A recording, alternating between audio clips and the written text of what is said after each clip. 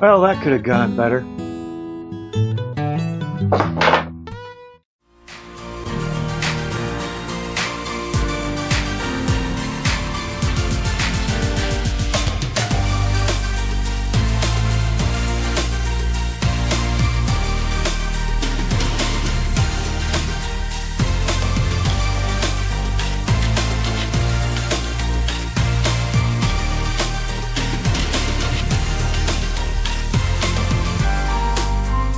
Hello everyone, welcome back to the channel. I did the Maiden on the Bushmaster and things didn't go as planned, and I did a bunch of video on the work I did to it, and I lost a lot of it, lost the audio, so I only have a few clips.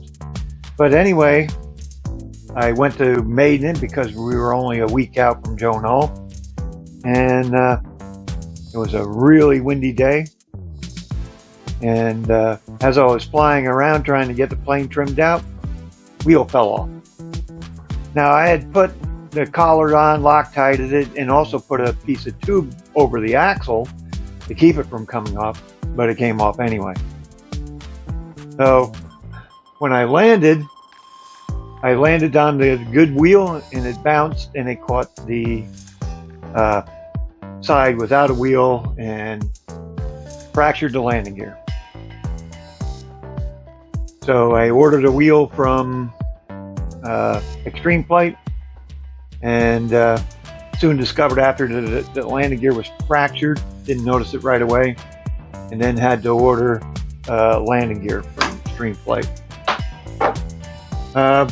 It also broke the canister isolation mount inside, which I've got to make a new piece for, and it knocked the landing gear cuffs off because the landing gear flexed, and so I'm not going to put those back on. I'm just going to leave them off. The plane was nose heavy. I had to add a servo to the tail wheel, which was a pain in the neck, and that's about it. Now we'll get back to work and get this thing ready for Nall. Okay, here's the canister isolation plate, mounting plate, and it's broken. It's very thin to start with, but just enough twist in the fuselage broke that. There's one of the isolation rubber isolators. This is the gear bolt nuts. Normally you would use T-nuts for something like this, but what they did is they put lock nuts and basically put them in a plywood plate and glued them on the inside, and of course one of them turned on me, and so I had to remove this plate and re-glue the nuts back in, and this will go on the inside of the fuselage like that for the landing gear. So this side here is still okay, but I think I'm going to try to get on the inside with some thin CA and wick it in there, and just to make sure that's secure. The engine was also running hot, which I suspected might happen. So I'm going to have to cut the cowl open and make some more air for the cylinders. So I kind of just take this out, and I'll get to cutting that out. And I think that's about it for right now. Engine ran good. Plane was very fast. I had a hard time slowing it down for landing, plus the gusty winds didn't help. Alright, I'll get back to work on this, and hopefully we'll be ready for Joe Nall.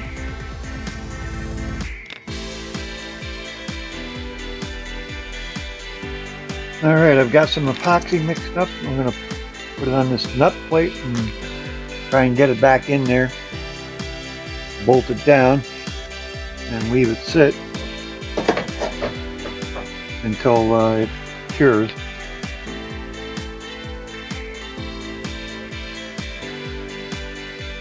Hopefully we don't get epoxy in the threads.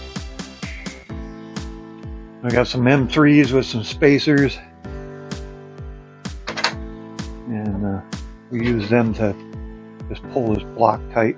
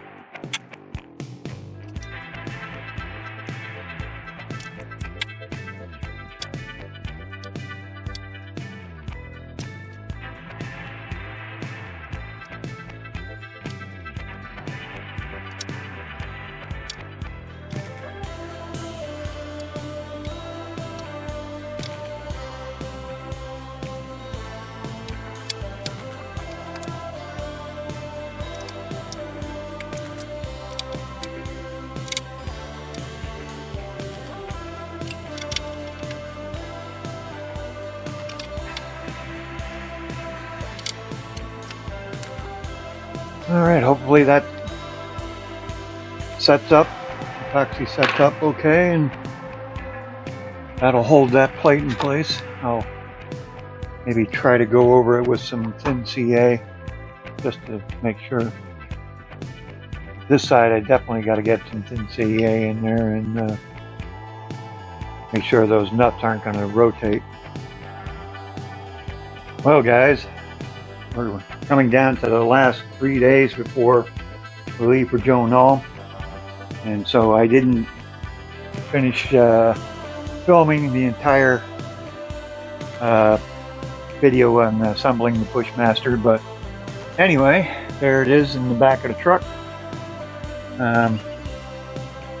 Just got to put the jet in yet and all of our fuel, and then we'll get hooked up to the camper up there. We'll be ready to go for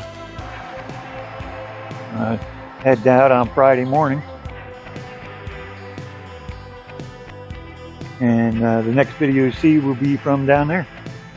So if you're traveling to Joe Nall, have a safe trip, and hope to see you down there, and have a happy time flying. See ya. Alright guys, it's about a week after Joe Nall at this point, and we were able to fly the Bushmaster at Joe Nall. I spent Memorial Day weekend flying it and doing some tuning on the programming, and what I'm finding is the engine is still running hot even though I cut out these little half moons on the cowl to get air over the cylinders, and I opened up the bottom right here to let exit air out. Not only that, we have the bottom of the airplane open for the heat from the canister to escape, but I think this big scoop here may cause some problems as the air is rushing in and pressurizing the cowl and causing static air around the cylinders. So what we're going to do is, this is a 3D printed baffle. My wife makes these for AJ Aircraft, exclusively for them and their airplanes. So I think what we're going to do is we're going to try to adapt one of these to fit in here, something like that. and direct the air over the cylinders.